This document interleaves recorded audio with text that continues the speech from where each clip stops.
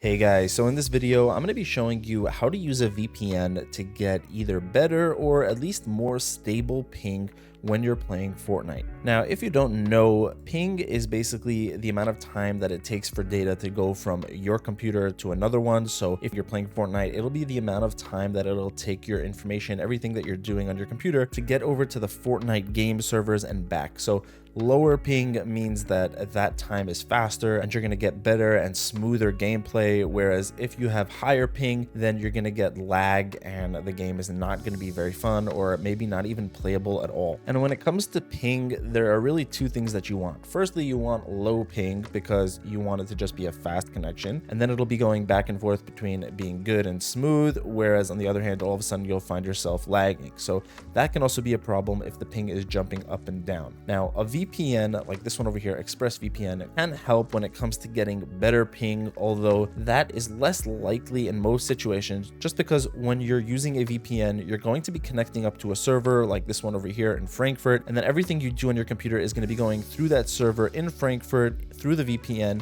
and then going over to the game server. So basically there's another step being added into the process, and that usually will add a little bit onto your ping and slow down your connection a little bit. Although if you're using a good VPN like this one over here, Express, or some of the others I'm going to talk about in this video, such as NordVPN or Surfshark, then that difference will be the least noticeable. And of course, I'll leave more information to all of these VPNs in the description below, and I'll get into a little bit more about them later in the video. But basically, a VPN is more helpful when it comes to getting more stable ping and not having your connection jump up and down all the time. So let me show you just how to do this right here. So with Fortnite, what you want to do is find the closest server to you. So let's say that you lived somewhere in Central Asia or maybe in Africa, and you're not really close to any gaming server, right? This is a map of all the gaming servers that Fortnite currently has. And if you were in one of these locations over here, you're far away from a gaming server, you may be getting either bad ping, or sometimes even if you're close to a gaming server,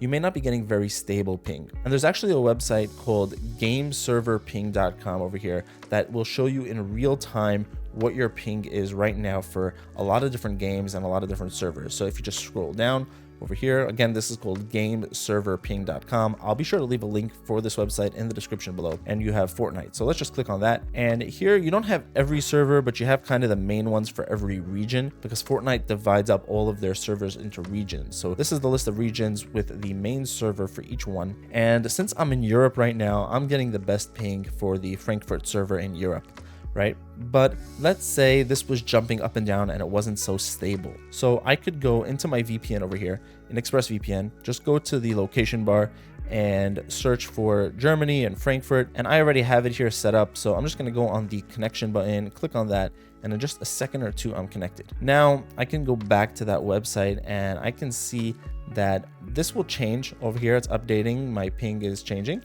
And there you go. Now my ping is a little bit worse. It's still in the green, so it's still good because I'm using a fast VPN like Express. So it's still in the green. It got a little bit slower, but this is something that can really help you out if you're getting unstable ping because of the way that your internet service provider is sending your internet through to the game server. You might wind up with unstable ping, and using a VPN by kind of skipping all of that and going through the VPN server by connecting up in the VPN to Frankfurt can help you potentially get more stable ping. Like I mentioned, there are some cases where this may help you get better ping if you were really far away from a gaming server, like in one of these locations. So let's say you were somewhere in Russia. By connecting up to a server as close as possible to the gaming server in Helsinki, that could potentially help you get better ping. Although it might not work, you might have to play around with this and see if it does work for you, because the VPN itself does add a little bit of lag onto the connection. Now, in terms of which VPN to choose, so I generally recommend ExpressVPN. I have it set up right here so that I can just connect and then jump straight into Steam or Valorant with these shortcuts. And I find it to just be a very simple and easy to use VPN. It's very fast. It doesn't really have any real impact on my ping that will slow me down.